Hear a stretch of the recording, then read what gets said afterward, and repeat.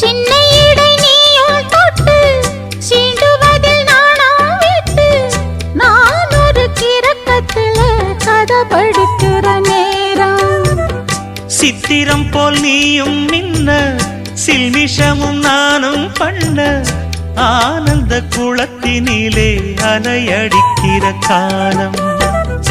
உன்னை எண்ணி ஏங்கி இருந்தேன் உன்னிடத்தில் என்னை இழந்தேன். கண்ணிரண்டும் பூத்து கிடந்தேன் கட்டில் வர காத்து கிடந்தேன்.